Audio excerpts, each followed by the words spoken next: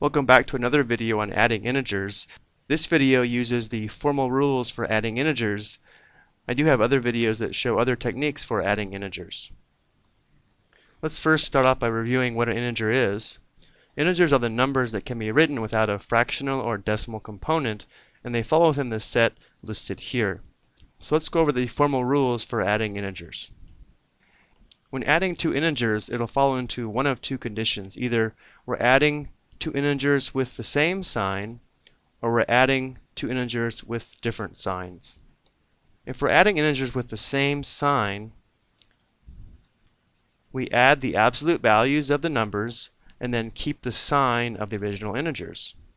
However, if we're adding two integers with different signs, we take the absolute value of both, we subtract the smaller value from the larger value, and then the sign of the answer is the original sign of the number with the larger absolute value. So let's go ahead and see how this works out. So for example number 1, we have -5 plus 6, so we have two integers with different signs. So we take their absolute value. The absolute value of -5 would be 5, the absolute value of 6 would be 6, and because they have different signs, we subtract the smaller from the larger. Well, 6 minus 5 would be 1, and then to determine the sign of the sum, we take the sign of the number that had the larger absolute value. Well, 6 had the larger absolute value, 6 is positive, so the sum is positive. On number 2, we have two integers with the same sign, they're both negative. So the formal rules say take the absolute value of both, that would be 8 and 3, and because they have the same sign, we add them this time, that would be 11, but then we keep the sign of the original numbers, so instead of positive 11 it will be negative 11.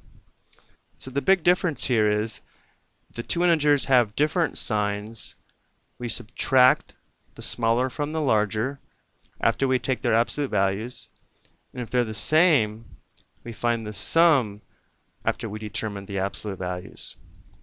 So in number 3 we have different signs, one's positive, one's negative. So we take the absolute value of both and then subtract the smaller from the larger. So the absolute value of 1 is 1, the absolute value of -7 is 7. We subtract because the original sum had different signs. Well, 7 minus 1 is 6. However, since the 7 was the larger number and its original sign was negative, our sum will be -6. Let's try a few more. -25 plus 63, one's negative and one's positive. So once we find the absolute values, we'll have to subtract. Well, the absolute value of -25 would be 25. The absolute value of 63 is 63. Notice how I always write the larger number on top, because I know since they have different signs I will have to subtract. Let's borrow. So 13 minus 5 would be 8. 5 minus 2 would be 3. So our sum will be 38. And it will be positive 38 because 63 is the bigger number and it's positive. Number 2, we have -31 plus -84. Again, we'll take the absolute value of both, which would be 31 and 84. But since they have the same sign, we'll add them this time. So we have 5 and 11, 115. And since both integers were negative, our sum will be -115. And the last example, again, we have two integers with different signs.